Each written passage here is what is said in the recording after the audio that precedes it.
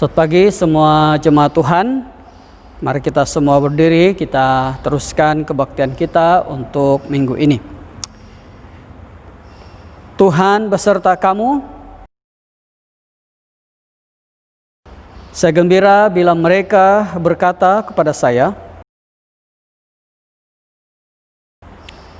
"Hai, marilah kita menyanyi kepada Tuhan."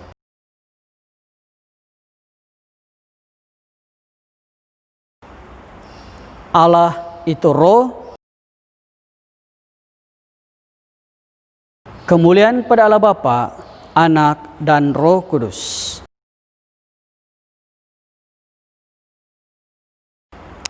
Mari kita sekarang sama-sama menaikkan pujian dan syukur kita kepada Tuhan. Oleh mari kita muji Tuhan. Haleluya. Haleluya.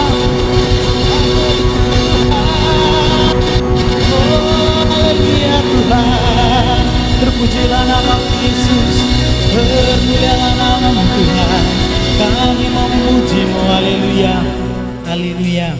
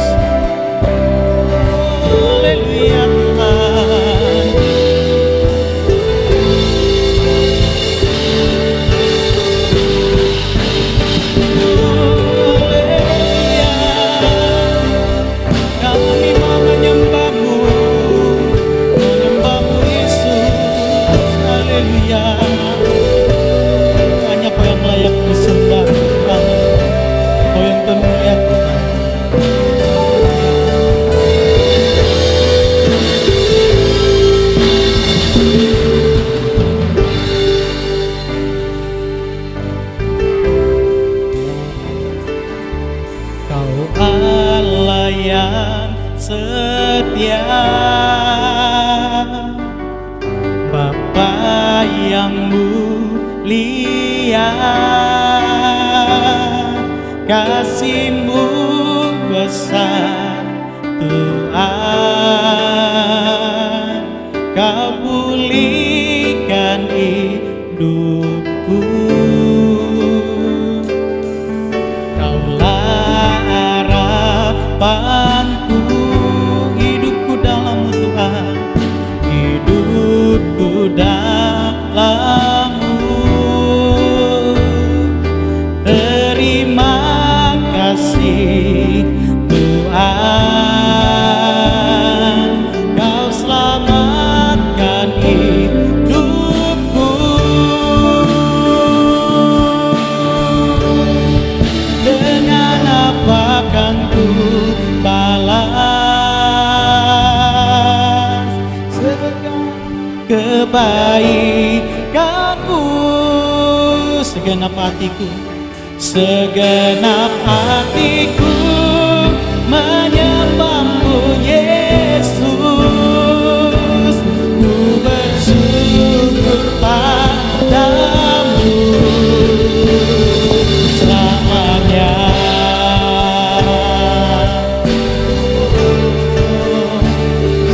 Haleluya, selamanya Tuhan yang menyembah-Mu.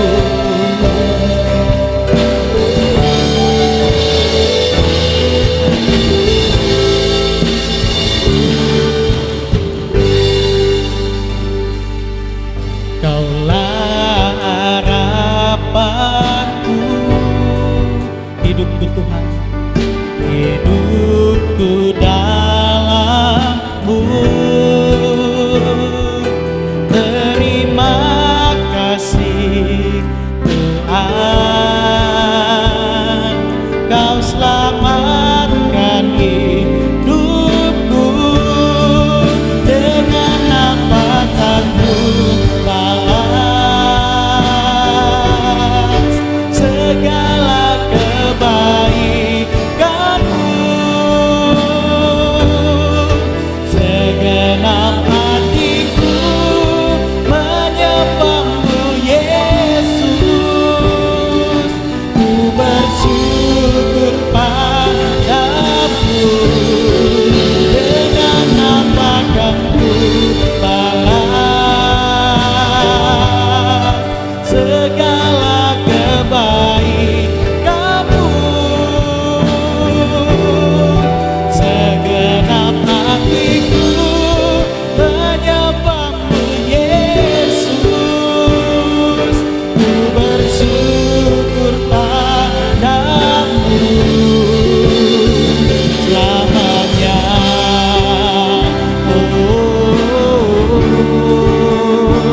Selamanya. Selamanya.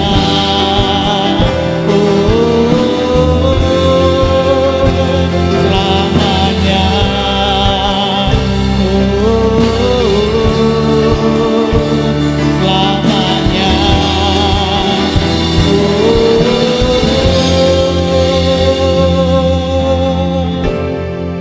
Dengan apa kan ku balas segala kebaikan-Mu? Segenap hatiku menyembah-Mu Yesus. Ku bersyukur padamu. Dengan apa kan ku balas segala kebaikan-Mu?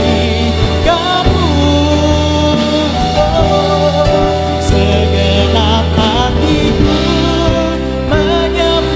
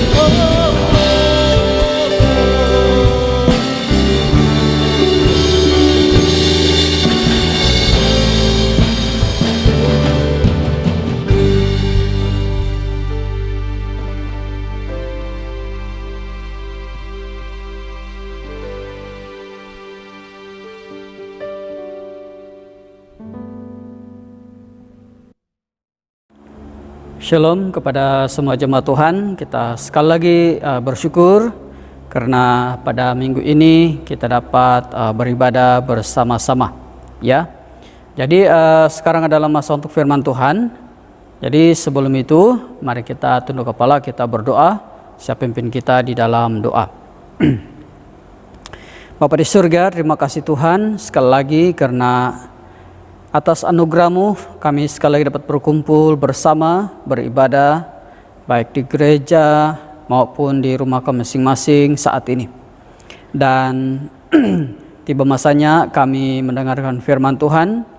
Kami mohon supaya hikmat kuasa Roh Kudus-Mu akan memimpin hamba-Mu dan kami semua yang mendengar, supaya firman Tuhan ini akan kami mengerti dan mempergunakannya di dalam kehidupan kami.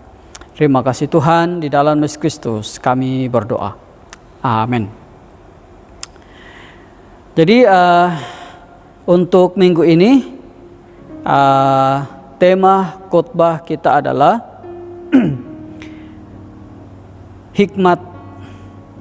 berhikmat dalam bertindak, ya. Lebih kurang begitu, berhikmat dalam bertindak. Kenapa ini kita ambil? Karena ini adalah berdasarkan kepada pembacaan kita yang diambil pada minggu ini adalah dari Roma pasal 14 ayat 1 hingga 12, dan juga satu lagi petikan daripada Matius pasal 18 daripada ayat 15 hingga 20, ya. Sebenarnya ini juga penting karena sekali lagi apabila kita bercakap mengenai hidup mengikuti Tuhan ini, kita akan berhadapan dengan situasi di mana kadang-kadang kita perlu membuat satu keputusan-keputusan atau membuat tindakan-tindakan tertentu, ya. Jadi kalau kita silap-silap, ya, bahasa kita orang Sabah, kalau kita silap-silap buat tindakan atau keputusan, itu boleh saja menjurus kepada apa yang ditekankan dalam pembacaan ini, penghakiman, ya. Jadi itulah sebabnya mengapa kita perlu berhikmat. Bagaimana kita berhikmat dalam bertindak, khususnya bagi kita yang melayani, ya, kita akan berhadapan setiap hari dalam hidup kita. Kita sentiasa berhadapan dengan situasi di mana kita perlu memilih atau membuat keputusan. Jadi bagaimana kita dapat membezakan sama ada itu keputusan kita itu, tindakan kita itu adalah sesuatu yang benar, yang berkenan kepada Tuhan, atau sebenarnya itu lebih kepada penghakiman semata-mata. Ya, jadi kita akan belajar bersama-sama persoalan ini berdasarkan kepada pembacaan firman Tuhan yang kita ambil pada minggu ini, yaitu daripada Roma pasal 14 1 hingga 12 dan Matius seperti yang saya nyatakan tadi, ya. Jadi untuk itu yang pertama adalah kita perlu mengenal pasti konsep asas dalam tindakan kita, ya. Apabila kita bertindak, kita perlu mengenali atau memahami atau mengerti konsep asasnya dalam setiap tindakan kita. Jadi yang pertama itu adalah bila kita bertindak, bila kita memutuskan sesuatu, jangan sama sekali dasarkan itu untuk bertujuan melemahkan lagi orang lain, ya. Apabila kita bertindak, apabila kita memutuskan, jangan itu melemahkan lagi orang lain. Nah, sebagai contoh dalam Roma pasal 14 ayat 1 hingga 3 mengatakan, terimalah orang yang lemah imannya tanpa mempercakapkan pendapatnya. Yang seorang yakin bahwa ia boleh makan segala jenis makanan, tetapi orang yang lemah imannya hanya makan sayur-sayuran saja. Siapa yang makan, janganlah menghina orang yang tidak makan. Dan siapa yang tidak makan, janganlah menghakimi orang yang makan, sebab Allah telah menerima orang itu. Jadi saya ingin menarik perhatian kita sedikit tentang latar belakang kepada petikan ini, di mana dalam petikan ini sebenarnya ada satu perdebatan besar. Sebab jemaat di Roma ada orang Kristen Yahudi, ada orang Kristen yang bukan Yahudi. Ya, orang-orang Kristen Yahudi ini masih memegang beberapa pengajaran Taurat, di mana mereka dilarang makan itu ini, dan mereka juga masih menekankan tentang hari itu yang penting, hari ini yang penting, dan sebagainya. Sementara orang-orang yang bukan Yahudi ini, mereka tidak terbiasa dengan aturan-aturan atau amalan-amalan Taurat tersebut. Jadi timbullah perdebatan di antara mereka ini. Dan masalahnya adalah terutamanya orang-orang Yahudi. Mereka mula bersifat mereka mula mengatakan bahwa orang Kristen non-Yahudi ini sebenarnya melakukan sesuatu yang salah, karena sepatutnya begini, ya. Tapi Rasul Paulus telah mengingatkan mereka. Mereka telah menasihatkan mereka agar menerima antara satu dan yang lain. Apapun kelemahan yang ada pada mereka yang dianggap oleh orang lain, seperti orang Yahudi menganggap ini kelemahan dan sebagainya, sebenarnya mereka lebih kepada berdasarkan kepada latar belakang mereka masing-masing. Dan ini yang Rasul Paulus ingatkan mereka, karena Rasul Paulus tidak mau apa yang dianggap kelemahan ini dijadikan sebagai alasan untuk menyimpulkan bahwa merekalah di pihak yang betul, dan sementara pihak yang satu lagi tidak betul. Karena keutamaan kita adalah mengenai aspek iman dan kepercayaan kita, ya. Apa juga kelemahan, ya, sekiranya ada tindakan yang perlu dibuat, itu adalah untuk menguatkan lagi iman pribadi mereka, dan bukannya untuk melemahkan mereka. Karena seperti yang dikatakan oleh Petrus di sini, sebab Allah telah menerima mereka juga, ya. Mereka pun telah diterima oleh Tuhan, walaupun dengan anggapan orang Yahudi, mereka ini, orang non-Yahudi ini, ada kelemahan. Ya, jadi siapa kita untuk menidakkan sesuatu yang telah diterima Allah? Jadi itu adalah konsep asas yang pertama dalam tindakan kita, yaitu bila kita bertindak, pastikan itu bukan melemahkan orang lain, tapi sebaliknya menguatkan mereka. Dan lagi satu konsep asasnya adalah bukan, apabila kita bertindak atau memutuskan sesuatu, bukan hanya untuk membenarkan diri sendiri, ya, bukan hanya untuk membenarkan diri sendiri. Dalam Roma pasal 14 ayat 4 hingga 6 dikatakan seperti ini: siapakah kamu sehingga kamu menghakimi orang lain? Entah ia berdiri, entahkah ia jatuh, itu adalah urusan tuannya sendiri. Tetapi ia akan tetap berdiri karena Tuhan berkuasa menjaga dia terus berdiri. Yang seorang menganggap hari yang satu lebih penting daripada hari yang lain, tetapi yang lain menganggap semua hari sama saja. Hendaklah setiap orang benar-benar yakin dalam hatinya sendiri. Siapa yang berpegang pada suatu hari yang tertentu, ia melakukannya untuk Tuhan. Dan siapa makan, ia melakukannya untuk Tuhan, sebab ia mengucap syukur kepada Allah. Dan siapa tidak makan, ia melakukannya untuk Tuhan, dan ia juga mengucap syukur kepada Allah. Jadi lanjutan daripada ayat 1 dan 3 tadi, Rasul Paulus menyambung lagi dalam ayat 4 hingga 6, di mana di sini dengan jelas dia mengatakan bahwa tindakan atau keputusan yang kita ambil itu haruslah mempunyai matlamat yang benar dan ikhlas, ya.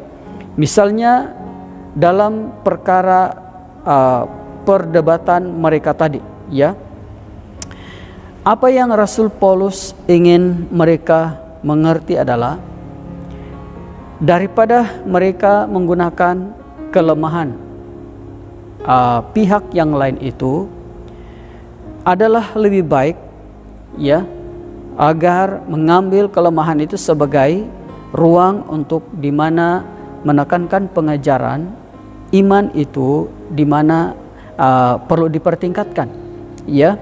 Jadi dalam hal ini Rasul Paulus melihat bukan itu yang dilakukan, ya. Karena apa yang terjadi apabila orang-orang Yahudi ini mengatakan kamu begini-begini, itu bukanlah untuk bertujuan mendidik iman kepada yang sepatutnya, tetapi lebih kepada menunjukkan bahwa kamilah yang betul, kamilah yang benar, ya.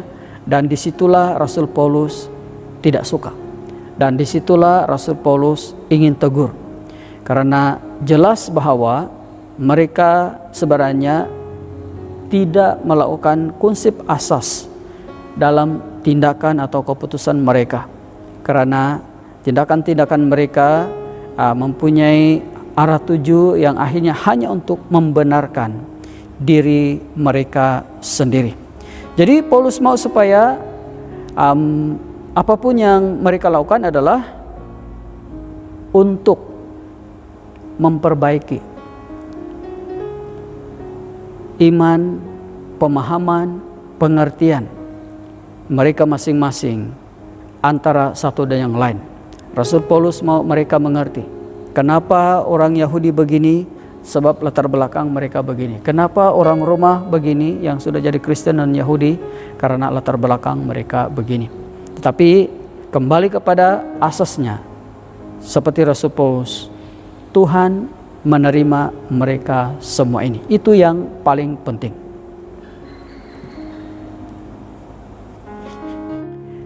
Jadi selain daripada itu, untuk memimpin kita kepada berhikmat dalam tindakan atau sentiasa bertindak dalam hikmat adalah kita juga perlu melakukan sesuatu. Kalau kita perlu bertindak atau memutuskan sesuatu, kita perlu melakukan semuanya itu untuk Tuhan, ya.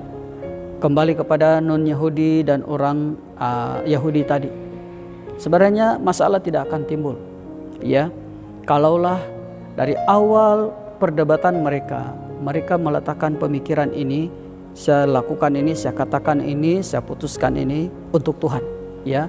Dan bukannya hanya untuk membenarkan diri sendiri, bukannya hanya untuk menimbulkan kelemahan orang lain dan sebagainya. Jadi itu adalah perkara kedua kalau kita mau bertindak dengan hikmat atau berhikmat dalam bertindak, yaitu melakukan sesuatu untuk Tuhan. Karena ini berarti kita sentiasa menjadikan Tuhan sebagai asas dalam setiap tindakan dan keputusan kita. Karena mengapa kita perlu melakukan sesuatu untuk Tuhan? Karena kita harus ingat, kita bertanggung jawab untuk setiap tindakan kita, ya. Dalam Roma pasal 14 ayat 11 hingga 12 mengatakan, karena ada tertulis, demi aku hidup, demikianlah firman Tuhan, semua orang akan bertekuk lutut di hadapanku, dan semua orang akan memuliakan Allah. Demikianlah setiap orang di antara kita akan memberi pertanggungjawaban tentang dirinya sendiri kepada Allah. Dalam perspektif pengadilan Allah, tidak ada seorang pun yang lebih berhak untuk menghakimi orang lain. Perhatikan ini. Jadi itulah sebabnya kita perlu betul-betul berhikmat dalam tindakan dan keputusan kita. Jangan sampai kita masuk kepada batas menghakimi. Karena penghakiman itu adalah dikatakan di sini, kita akan hadapi masing-masing di hadapan Allah. Jadi berarti kita bertanggung jawab untuk setiap tindakan kita. Oleh itu, apabila kita berhadapan dengan segala masalah-masalah atau cabaran-cabaran, ya, di dalam gereja sebagai contoh, ya, kita perlu mengingatkan bahwa yang paling penting bukanlah siapa yang benar atau salah, walaupun itu penting, melainkan bagaimana agar tubuh Kristus dapat hidup sebagai saudara dan dapat menerima karya Kristus, dan yang akan bersama-sama menghadapi situasi di dalam kerajaan Allah, di dalam gereja kita, untuk diatasi, dikongsi, dan dihadapi bersama-sama sebagai satu tubuh dalam Kristus. Ya, Ini karena akhirnya kita bertanggung jawab atas semua tindakan kita di hadapan Allah. Walaupun mungkin kita mempunyai maksud untuk menasihati, tapi sekali lagi, janganlah sampai menjurus kepada penghakiman yang mungkin hanya akan memburukkan lagi keadaan. Ya, karena kadang-kadang tindakan menghakimi ini sebenarnya walaupun tujuan kita mau menyelesaikan masalah, tetapi justru masalah itu tidak pandai selesai-selesai. Ya, jadi kita perlu ingat, jangan sampai ke tahap itu, ya, karena kita akan dipertanggungjawabkan di hadapan Tuhan untuk semua perkara itu. Jadi selain daripada itu, bagaimana supaya kita dapat melakukan sesuatu untuk Tuhan? Ya, untuk itu kita harus pastikan bahwa apabila kita bertindak, kita memutuskan sesuatu, kita mempunyai hati yang benar, hati yang tulus dalam tindakan-tindakan itu. Ya, artinya bukan ada motif-motif tersembunyi atau ada dorongan-dorongan yang lain, ada faktor-faktor yang lain. Ya, contohnya sebagai seorang hamba Tuhan, barangkali kita berada di posisi yang ada kuasa. Jadi kadang-kadang ada orang-orang tertentu, ya sebagai contoh lah ya, apabila dia berhadapan dengan seorang ini yang tidak ada masalah dengan dia dan sebagainya, dia dengan mudah saja ya melakukan sesuatu, memutuskan sesuatu. Tapi bila dia berhadapan dengan seorang yang pernah ada masalah dengan dia, baik pada masa yang baru atau masa lalu dan sebagainya, disitulah itu akan mungkin mempengaruhi tindakan-tindakannya atau keputusan-keputusannya. Jadi dalam hal ini kita harus mengingatkan kita kembali, jangan kita dipengaruhi dengan benda-benda seperti ini. Sebaliknya kita harus bertindak benar, ya, tulus dalam tindakan kita. Jadi Paulus memberikan kita satu panduan yang baik bagaimana supaya kita bertindak dengan berhikmat, dengan melakukan sesuatu itu untuk Tuhan. Tapi sebelum itu kita baca dulu dalam Matius 18 ayat 15 hingga 17, mengatakan seperti ini: apabila saudaramu berbuat dosa, tegurlah dia di bawah 4 mata. Jika ia mendengarkan nasihatmu, engkau telah mendapatnya kembali. Jika ia tidak mendengarkan engkau, bawalah seorang atau 2 orang lagi, supaya atas keterangan 2 atau 3 orang saksi perkara itu disangsikan. Kemudian dalam ayat 17, jika ia tidak mau mendengarkan mereka, sampaikanlah soalnya kepada jemaat. Dan jika ia tidak mau juga mendengarkan jemaat, pandanglah dia sebagai seorang yang tidak mengenal Allah atau seorang pemungut cukai. Jadi jelas sekali di sini bahwa sebagai langkah praktikal untuk mengelakkan kita dari terjerumus kepada tindakan menghakimi, ya, Paulus telah memberikan kita beberapa panduan. Misalnya yang pertama, ya, mula-mula sekali jumpa dia secara pribadi, ya, dan ya, kongsikanlah, dengarlah apa persoalan yang sebenarnya, apa pergumulan yang sebenarnya. Dan kalau dia terbuka dan mau mendengar nasihat dan sebagainya, puji Tuhan, ya. Tetapi kalau tidak, maka bawalah lagi seorang atau 2, dikatakan di sini. Ini langkah yang kedua, ya, atas keterangan, ya, yang akan dia kongsikan. Jadi sekarang kita bukan hanya sendiri, tapi sekarang ada orang lain yang ada bersama dengan kita untuk sama-sama memberikan mungkin nasihat atau bersedia untuk mendengar dan sebagainya, ya. Dan kalau itu pun dia masih juga tidak bersedia, ya, kalau yang langkah kedua ini dia bersedia, puji Tuhan, karena artinya dia telah dapat dipulihkan. Tapi kalau tidak, kita coba lagi, dan kali ini bawalah ke persekutuan jemaat. Artinya mungkin ini bersama dengan pemimpin, ya, dan mungkin kalau perlu, ya, dengan pengetahuan dalam lingkungan kita jauh pun, mungkin dalam lingkungan jemaat dan sebagainya. Dan dengan ini kita telah menunjukkan bahwa kita benar-benar ingin membantu dia, ya. Dan dengan langkah ini kita telah berusaha mencari jalan penyelesaian sampai kepada jemaat, dan mungkin kalau perlu sampai kepada perkara yang lebih jauh, kepada langkah-langkah hukum, ya. Dan kalau dia masih tidak menurutinya, firman Tuhan di sini mengatakan, anggaplah bahwa dia tidak mengenal Allah. Artinya, ya, apa boleh buat? Kita telah lakukan sedaya upaya kita, dan dia masih tetap mengeraskan hatinya, dan kita juga, saya percaya, terlepas. Kita sudah terlepas daripada tuntutan kita nanti di hadapan Tuhan mengenai orang tersebut, ya. Apa yang paling penting adalah kita harus sentiasa melakukan itu dengan benar dan tulus ikhlas. Apabila kita mulai membawa dia kepada 1-2 orang, kita harus mengerti atau menyadari bukan untuk memalukan dia, apalagi nanti membawa kepada jemaat dan sebagainya, tapi untuk tujuan pemulihan dan sebagainya, ya. Jadi selama kita jelas tentang tujuan kita, kita akan terjaga daripada tujuan menghakimi.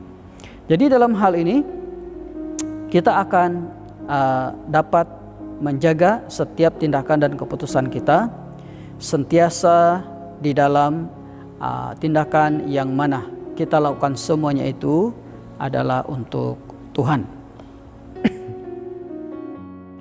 Nah, perkara yang ketiga adalah kita juga harus mengerti hak menghakimi ini, ya. Karena walaupun kita berbicara tentang bertindak atau membuat keputusan, tetapi kenapa perlu berhikmat? Karena ini yang kita ingin elakkan, yaitu jangan sampai ke tahap kita menghakimi.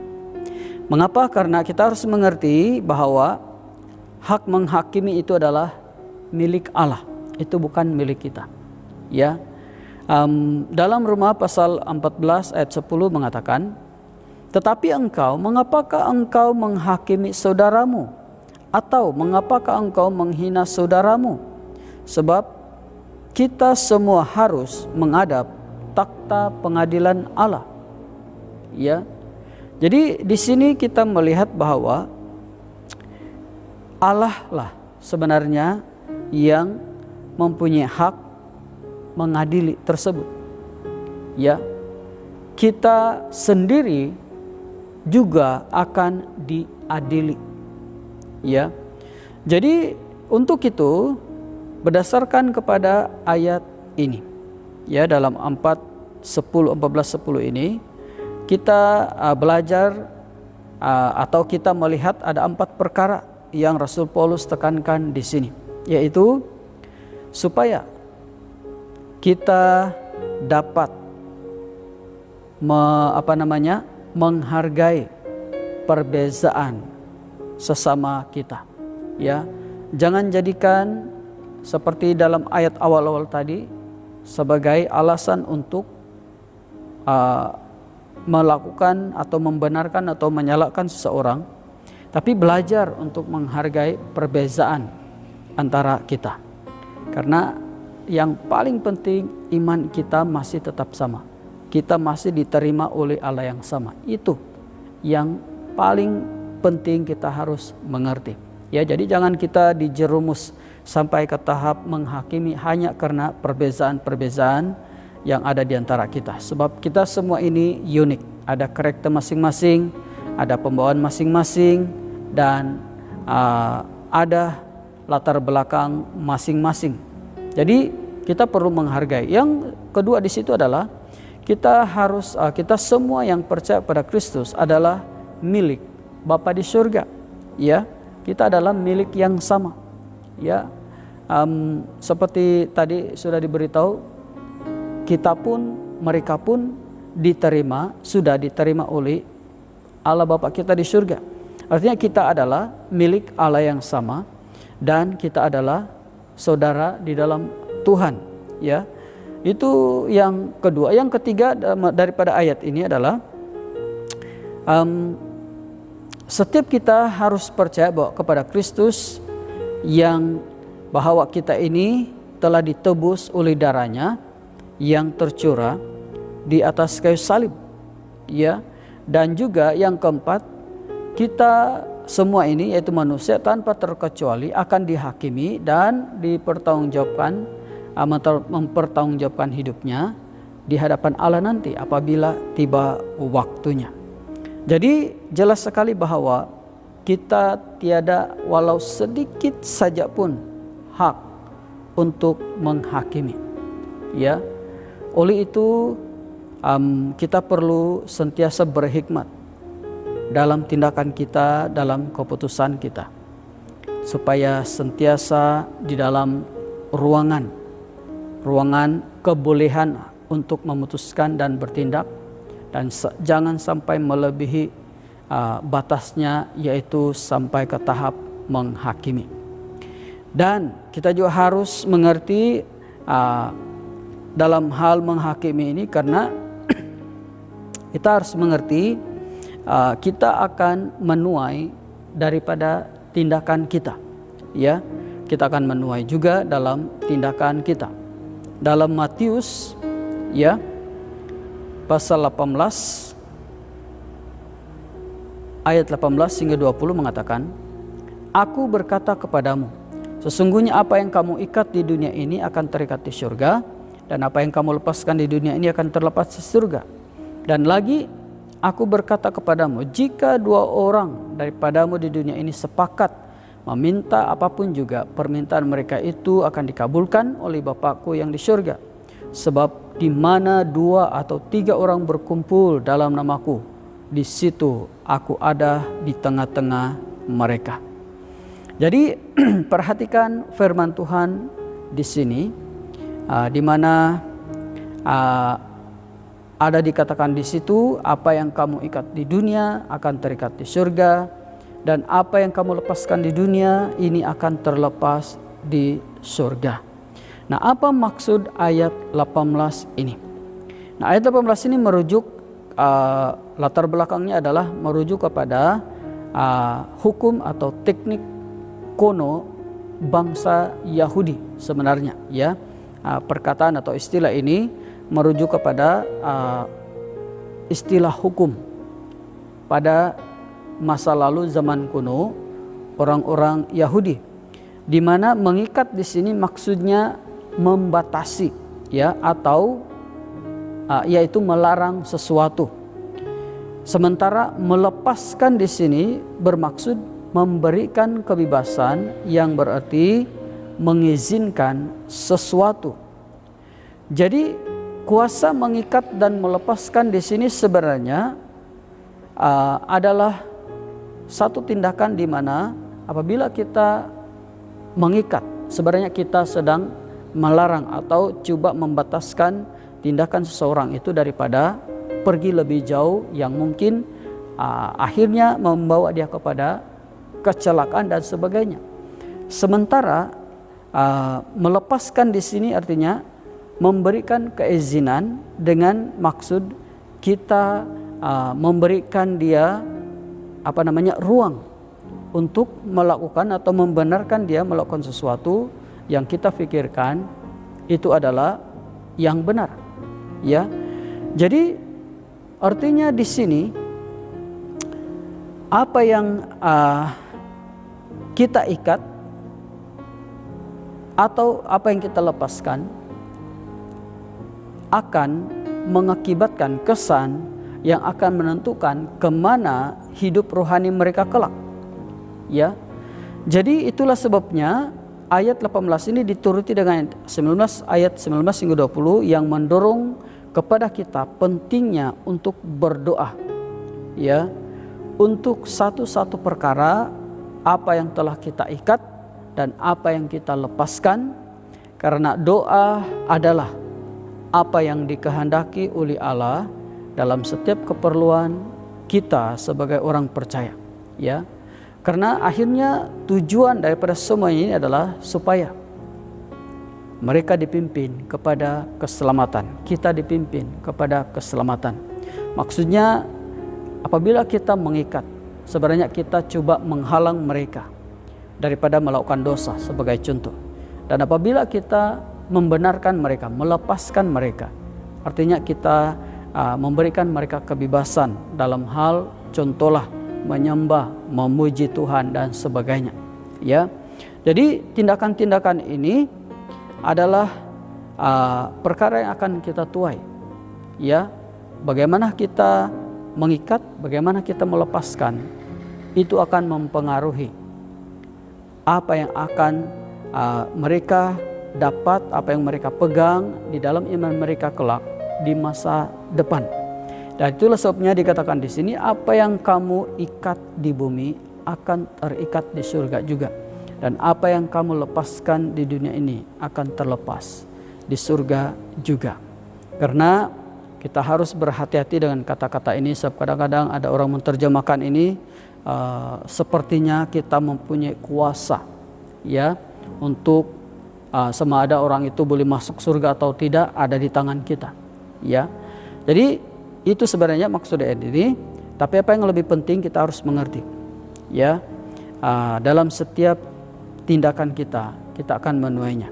Jadi dalam hal ini kita masih harus menjaga di mana yang perlu kita ikat, di mana yang perlu kita lepaskan, supaya kita akan sentiasa di dalam kapasitas kita, di mana boleh membimbing orang ke jalan yang benar, boleh mencegah orang ke jalan yang salah, supaya semua orang dengan izin Tuhan, dengan kuasa Tuhan akan dapat diselamatkan.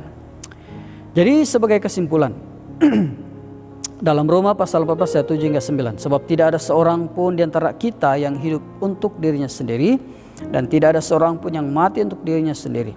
Sebab jika kita hidup untuk Tuhan, dan jika kita mati untuk Tuhan. Jadi baik hidup atau mati, kita adalah milik Tuhan. Sebab itu, untuk itulah Kristus telah mati dan hidup kembali, supaya menjadi Tuhan baik atas orang-orang mati maupun atas orang-orang hidup. Jadi akhirnya dalam kita bertindak, ingatlah, kita harus bertindak dengan berhikmat. Karena apa yang paling penting, kita harus mengerti seperti dalam Roma pasal 14 7 hingga 19 ini, 7 hingga 9 ini. Ya, kita semua ini adalah milik Tuhan. Ya, tidak ada yang lebih, tidak ada yang kurang sesama kita. Karena itu kita haruslah saling mendorong satu yang lain, menguatkan satu yang lain. Pastikan tindakan-tindakan kita adalah berdasarkan kepada maksud dan tujuan yang benar. Ya, semuanya adalah untuk Tuhan, supaya kita dan orang lain juga dapat terus berjalan di dalam pimpinan dan kehendak Tuhan untuk kemuliaan namanya. Mari kita tunduk kepala, kita berdoa. Bapa di surga, terima kasih Tuhan sekali untuk firman-Mu, dan kami bersyukur untuk firman Tuhan pada hari ini, minggu ini, yang telah mengajar kami supaya berhikmat di dalam setiap tindakan-tindakan kami. Karena kami percaya sebagai umat yang berusaha hidup sesuai dengan kehendak-Mu, kami akan sentiasa berhadapan dengan suasana atau keadaan di mana kami harus memilih atau membuat keputusan atau perlu bertindak. Biarlah Tuhan, Engkau memberi kami hikmat kebijaksanaan dalam semuanya ini, supaya dalam setiap tindakan dan keputusan kami, semuanya adalah atas pimpinan-Mu, adalah atas kehendak-Mu, dan adalah atas pimpinan yang dibenarkan untuk kami lakukan, dan bukannya sampai ke tahap menghakimi. Karena kami percaya menghakimi hanyalah milik-Mu. Terima kasih Tuhan, kami serahkan sekali firman Tuhan ini. Kiranya Tuhan ini firman Tuhan ini akan terus memberkati kami dengan iman yang semakin teguh. Di dalam Yesus Kristus kami berdoa. Amin.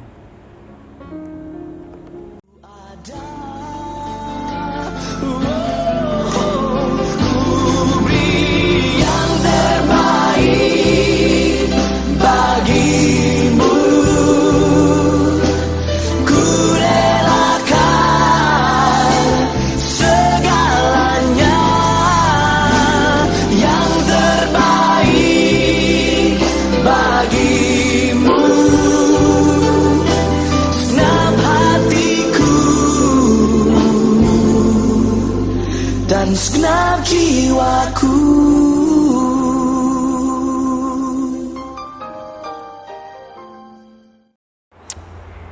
Sidang jemaat Tuhan, sekarang marilah kita berdoa seperti yang diajar oleh penyelamat kita. Bapa kami yang di surga, dikuduskanlah namamu. Datanglah kerajaanmu, jadilah kehendak-Mu di bumi seperti di surga. Berikanlah kami pada hari ini makanan kami sehari-hari. Ampunilah kami akan dosa-dosa kami, seperti kami juga mengampuni orang yang bersalah pada kami. Janganlah membawa kami ke dalam pencobaan, tapi lepaskanlah kami daripada yang jahat. Karena Engkau yang punya kerajaan, kuasa dan kemuliaan, sekarang dan selama-lamanya. Amin. Terima berkat daripada Tuhan. Sentosa Allah yang melebihi pengertian manusia, melahirkan hati dan jiwa kamu di dalam pengetahuan dan kasih Allah dan anaknya, Yesus Kristus, Tuhan kita. Dan berkat Maha Berkuasa, Bapa, Anak dan Roh Kudus, beserta dengan kamu dan tinggal serta dengan kamu dari sekarang sampai selama-lamanya. Amin. Pergilah dengan damai sejahtera dan layanilah Tuhan. Sekarang mari kita sama-sama sekali lagi berdiri. Kita menaikkan ucapan syukur kita kepada Tuhan. Terus memuji Tuhan. Haleluya. Haleluya. Ada konten dalam nama Yesus. Haleluya. Oh, haleluya. Haleluya. Haleluya. Mari kita muji Tuhan.